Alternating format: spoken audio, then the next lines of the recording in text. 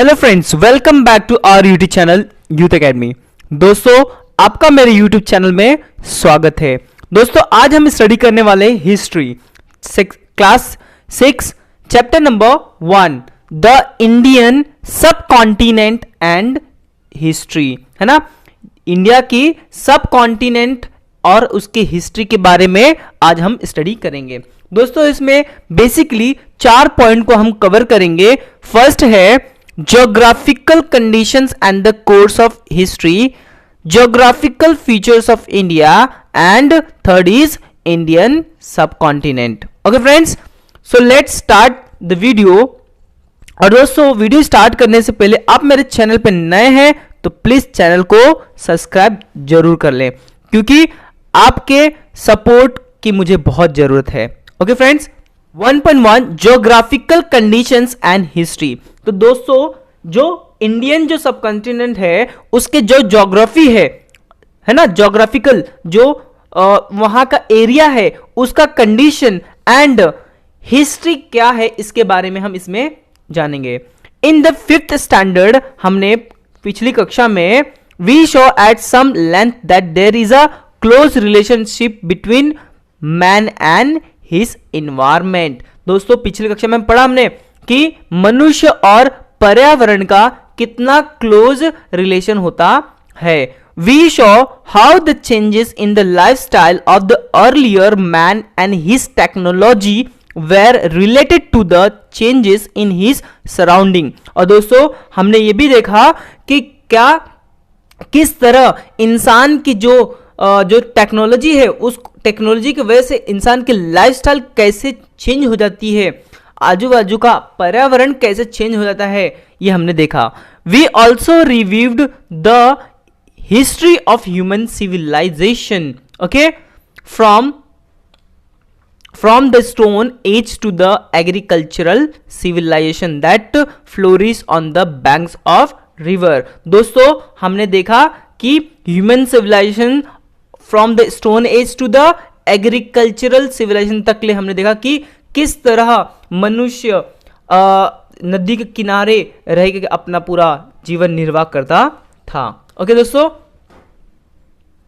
History is a coherent account of the significant past even in the progress of human culture. History क्या होता है? History वो होता है जो पास्ट में जो हुआ है वो किस तरह मनुष्य रहता था, कैसे, उसको क्या कहते हैं, उसको लिखित रूप में रखता है अपने पास। ठीक है। Time, place, society and individuals are the 4 major pillar of the history. दोस्तों, हिस्ट्री के 4 पिलर होते हैं, स्तंभ होते हैं। क्या? टाइम, समय हमें बताता है हिस्ट्री, प्लेस, जगह बताता है, सोसाइटी हमें बताता है, एंड इंडिविजुअल्स, एक एक व्यक्ति के बारे में भी हमें हिस्ट्री बताता है। ये 4 पिलर है हिस्ट्री के।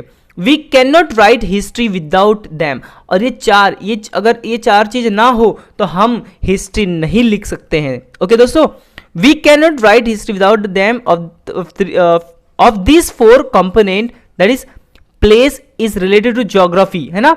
जो प्लेस है वो उस वहां का ज्योग्राफी बताता है ना, जो ज्योग्राफिकल एरिया होता है, कंडीशन होता है, वो हमें बताता है। In this sense history and geography are inseparable. दोस्तों, जो हिस्ट्री होता है वो ज्योग्राफी होता है वो एक दूसरे से अलग नहीं होता है, वो दोनों एक साथ ही होता है। History is influence by geographical condition in many ways. और हिस्ट्री जो होता है उसको कई बार ज्योग्राफिकल जो कंडीशन होता है वो क्या करता है, उसको इन्फ्लुएंस करता है, उसको हिस्ट्री को लिखने में, बनाने में मदद करता है। Our diets, clothing, housing, occupations, in fact, all human life in any regions depend to a large extent on its geographical characteristics. दोस्तों, जो हमारा भोजन होता है, हमारे कपड़े होते हैं, हमारा घर जो होता है और हमारा व्यवसाय जो हम काम करते हैं, ये भी क्या होता है, ज्योग्राफिकल कंडीशन पे ही डिपेंड करता है कि वो अगर किस तरह का, जैसे कि एग्जांपल बताऊं तो जहाँ पे गर्मी होगा तो वहाँ का घर कैसे होंगे, अलग होंगे, है ना, एकदम ठंडे वाला होने, जहाँ पे गर्मी होता होगा वहाँ पे, और जहाँ पे ठंडी होता होगा वहाँ के घर अलग होते हैं, क्योंकि और कपड़े में भी डिफरेंस आ जाता है। ठंडी में ऊनी कपड़े पहनेंगे और जहाँ पे गर्म होगा वहाँ पे हल्के कपड़े, छोटे कपड़े पहनते हैं।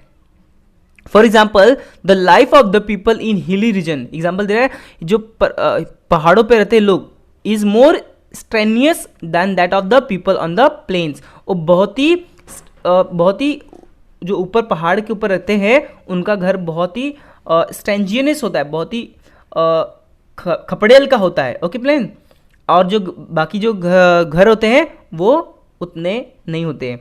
Not much fertile land is available in the hilly region while in the plains it's available on a large scale. और दोस्तों जो हिली रीजन होता है वहाँ पे फर्टाइल लैंड मतलब उपजाऊ भूमि जो होती है वो वहाँ पे नहीं होता है, पहाड़ी एरिया पे खेती करने लायक ज़मीन नहीं होती है, लेकिन जो ज़मीन नीचे होते प्लेन एरिया पे अवेलेबल होता है। That is why grains and vegetables are scarce in hilly areas. इसीलिए क्या होता है, जो वेजिटेबल्स हैं, गेहूं होता है, धान होता है, ये सब क्या होता है वहाँ पे उतनी मात्रा में नहीं मिलती है, ठीक है, हिली एरिया पे हमको नहीं मिलता है वेजिटेबल्स खाने को, ठीक है।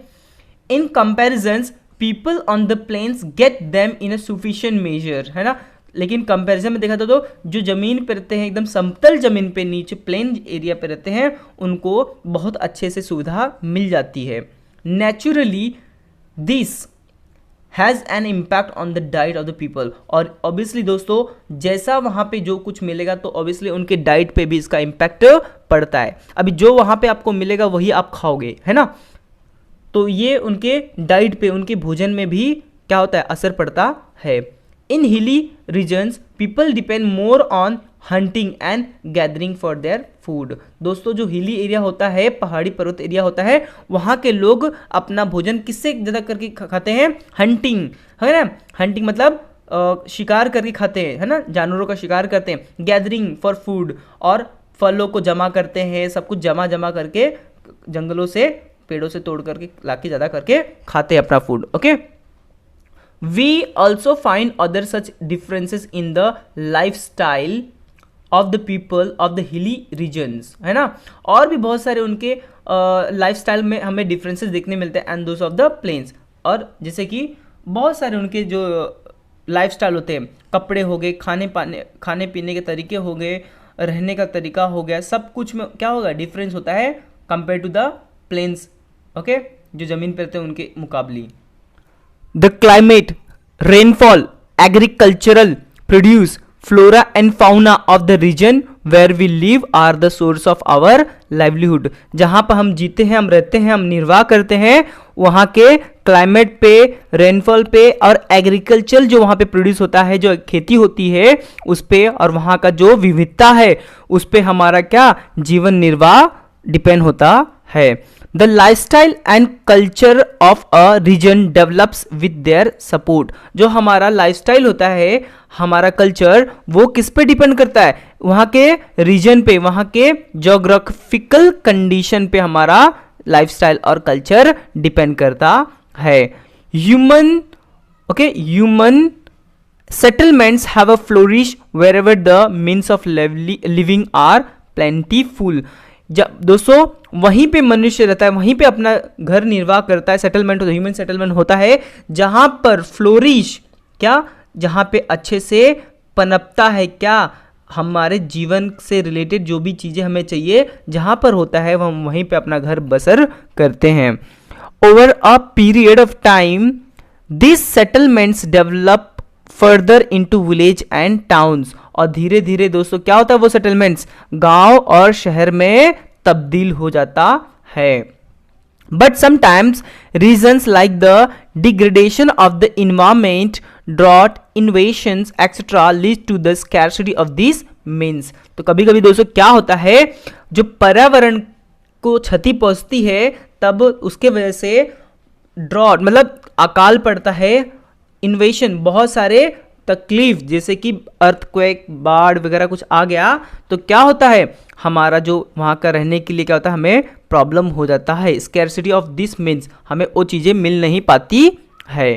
People are force to leave their settlements. Obviously क्या होता है, लोग को अपना जो जहाँ पे रहते हैं उसको छोड़कर जाना पड़ता है।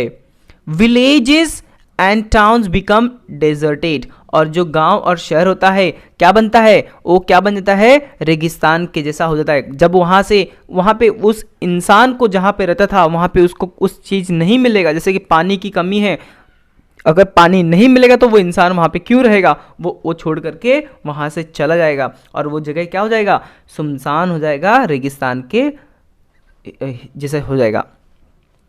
We see many such instance in history. हमने बहुत देखा है हिस्ट्री में ऐसा होते हुए। Thus we see that there is a very close relation between history and geography. तो इसलिए बोलते हैं दोस्तों कि हिस्ट्री और ज्योग्राफी में बहुत ही ज़्यादा क्लोज रिलेशन है। ठीक है, ज्योग्राफिकल फीचर्स ऑफ इंडिया। दोस्तों जो ज्योग्राफिकल फीचर्स है, विशेषता है इंडिया की, उसके बारे में हम आज जानेंगे। ठीक है, our country India extend far and wide. हमारा जो भारत देश है, प्यारा भारत देश है, वो बहुत ही बड़ा है, विशाल है। At its north lie the Himalayas. ये नॉर्थ में कहाँ है, हिमालय है। टू द ईस्ट, ईस्ट में कहाँ तक ले, the bay of Bengal. To the west में कहाँ तक, Arabian sea. And the south the Indian ocean. इतना बड़ा हमारा विशाल प्यारा भारत देश फैला हुआ है। Except for the island of Andaman, Nicobar and Lakshadweep, the rest of the country is contiguous. और बाकी सब कंट्री क्या है, उसको छोड़ करके बाकी सब हमारा भारत देश है। We have to take into account this region henceforth referred to as ancient India। इसलिए हम इसको क्या कहते हैं, अपने भारत देश को henceforth हम लोग रीजन को अपने क्या बोलते थे, एंशियंट इंडिया से बुलाते हैं।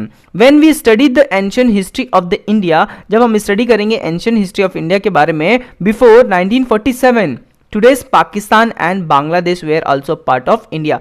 जो दोस्तों आप देख रहे हो पाकिस्तान और बांग्लादेश है, ये देश आज़ाद होने से पहले क्या था, पाकिस्तान और बांग्लादेश इंडिया का ही हिस्सा था। ये हमने आज़ादी के बाद उनको दे दिया। ठीक है, the following regions are seen to be important when we look at the course of Indian history.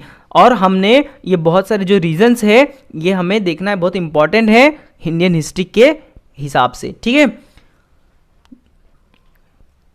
First is the Himalayas, है ना, हिमालय के बारे में हम स्टडी करेंगे। Second is the plains of Sindhu Ganga Brahmaputra river, जो सिंधु गंगा ब्रह्मपुत्र रिवर है उसके बारे में।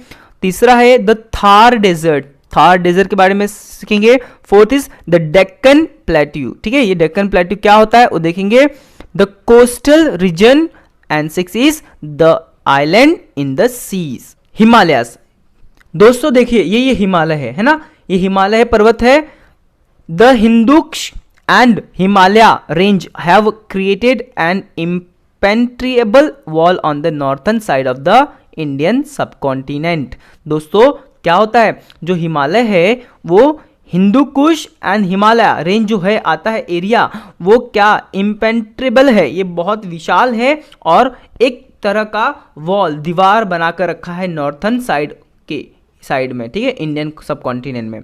This wall has separated the Indian subcontinent from the desert of Central Asia।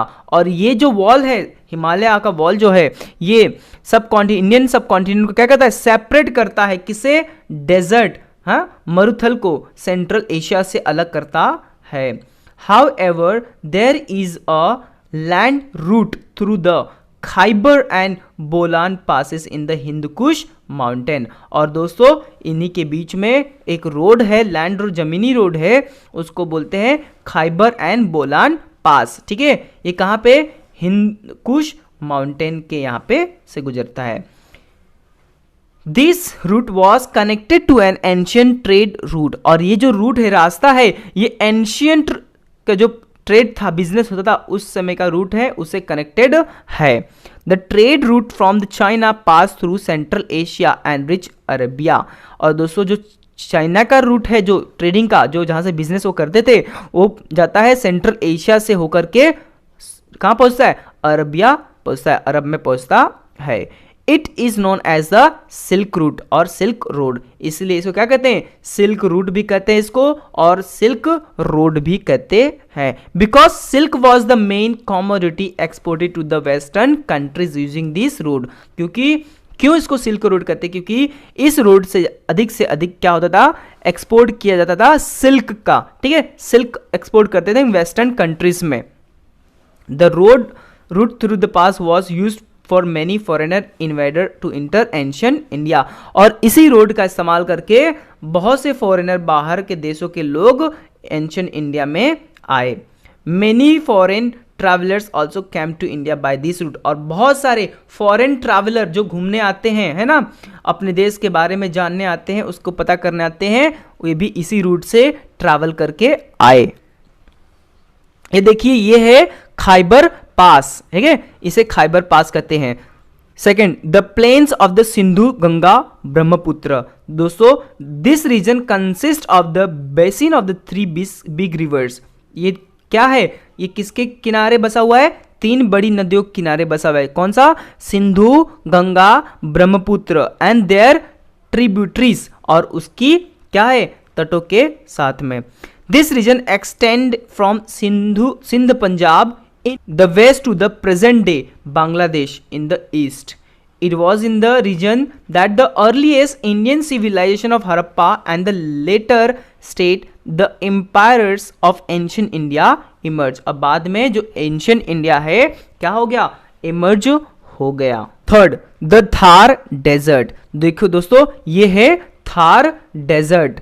The Thar desert spread, desert का मतलब क्या होता है, रेगिस्तान, ठीक है, रेगिस्तान जहां पे सिर्फ रेत ही रेत होता है। The Thar desert spread across Rajasthan. ये थार डेजर्ट कहाँ फैला है, कितना फैला है, पूरा राजस्थान फैला है, हरियाणा लेकर के, and some part of Gujarat. Rajasthan, Haryana और कुछ गुजरात को पार्ट, कुछ हिस्से को लेकर के थार डेजर्ट इतना फैला हुआ है।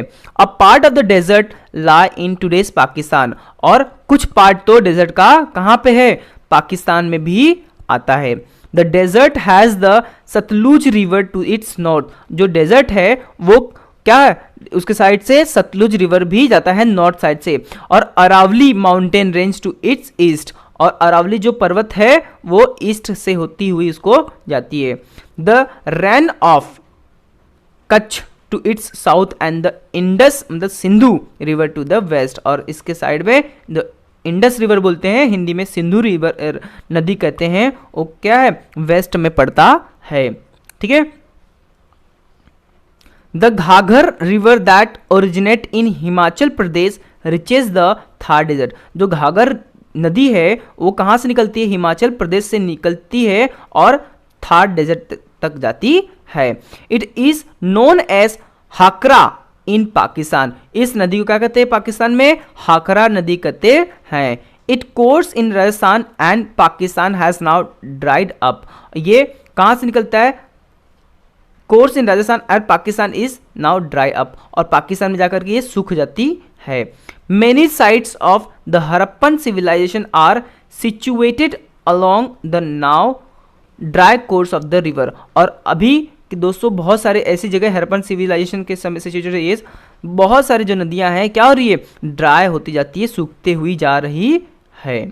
Fourth, the Deccan plateau. The region between the east and the west coast of India taper off to the south. दोस्तों जो एरिया होता है कौन सा, ईस्ट और वेस्ट कोस्टल इंडिया, किनारे का जो होता है ना तटीय एरिया, उसको बोलते हैं। This region has the Arabian sea to its west, the Indian ocean to the south and the bay of Bengal to its east. ये दोस्तों ये डेक्कन जो प्लेट्यू है ये पूरा इस एरिया को कवर करता हुआ है। A region thus bound by the sea on 3 sides is called peninsula. 3 side से जो एरिया सी को कवर करता है उसको कहते हैं peninsula. A major part of the Indian peninsula is occupied the Deccan plateau. अधिक से अधिक जो एरिया पेनिनसुला कवर करता है वो किस में आता है, डेक्कन प्लेट्यू में आता है। ठीक है। The mountain ranges of the Vindhya and Satpura are located to the north of the Deccan plateau. और जो दोस्तों जो माउंटेन रेंज आता है विंध्या एंड सतपुड़ा का, वो कहाँ आता है, नॉर्थ और डेक्कन प्लेट्यू के बीच में लोकेट करता है। The Sahyadri mountain range are to it west. और जो सह्याद्री पर्वत है वो कहाँ आता है, वेस्ट साइड में आता है। They are also known as the western ghat, इसलिए उनको क्या कहते हैं, वेस्टर्न घाट भी कहते हैं। To the west of the Sahyadri is the coastal region of Konkan and Malabar. और दोस्तों वेस्टर्न घाट के नीचे जो सह्याद्री पर्वत के जो कोस्टल एरिया होता है उसको क्या कहते हैं, कोंकण एंड मालाबार कहते हैं।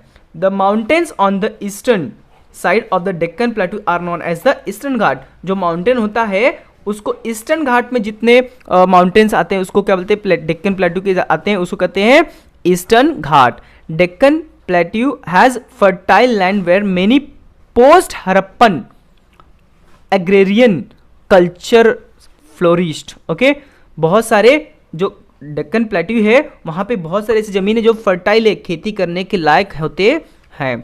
After the decline of the Maurya empire to several other kingdoms and smaller empire continue to flourish in this region। दोस्तों ये मौर्य एम्पायर जो मौर्य साम्राज्य था उसको खत्म होने के बाद भी वहाँ उस जगह पर बहुत सारे राजाओं ने, छोटे छोटे राजाओं ने क्या किया, बढ़ना चालू किया। Fifth, the coastal regions from the time of the Harappan civilisation ancient Indian had trade relation with the western countries. दोस्तों हड़प्पन सिविलाइजेशन के समय से ही एंशिएंट इंडियन का बिजनेस चलता था वेस्टर्न कंट्रीज से। This trade was carried on by sea. और ये जो बिजनेस होता था वो नदी के माध्यम से, समुद्र के माध्यम से होता था, वो रास्ते से किया जाता था। Therefore India had a developed contact and interaction with foreign cultures and people at the sea port. और दोस्तों इसीलिए जो इंडिया के लोग हैं उनका कांटेक्ट, उनका एक दूसरे से मिलना समझना और उनके जो पहनावे हैं वो बहुत मिलते हैं।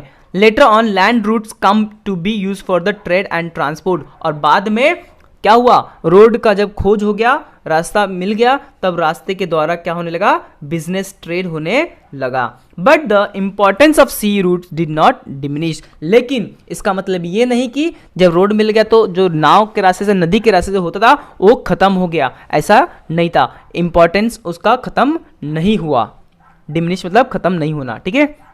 The island in the sea, Andaman and Nicobar are the Indian island in the bay of Bengal. दोस्तों जो अंडमान और निकोबार द्वीप है वो इंडिया का आइलैंड है जो बेस्ट बे ऑफ बंगाल में है।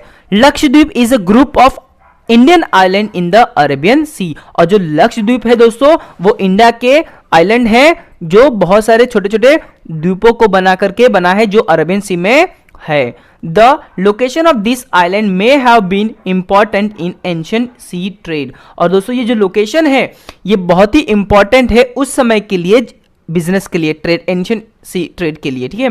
The manuscript Periplus of the Erythraean sea और handbook of the red sea make a mention of Indian island. बहुत सारी जो बुकें हैं उसके अंदर रेड सी बुक हो गया, पेरिप्लस ऑफ द अर्थिपियन सी हो गया, इसके अंदर ये जो आइलैंड है इंडियन आइलैंड का बारे में मेंशन किया गया है। It has been written by unknown Greek sailor. और ये जो बुक है ये एक अननोन ग्रीक सेलर जिसका अभी तक नाम पता नहीं है, ठीक है, उन्होंने लिखा। देखिए दोस्तों ये है हमारा हिंदकुश माउंटेन, ठीक है, ये हिंदकुश माउंटेन है, ये खाइबर पास है और ये बोलान पास से होता है और अफगानिस्तान इस साइड आता है, ठीक है।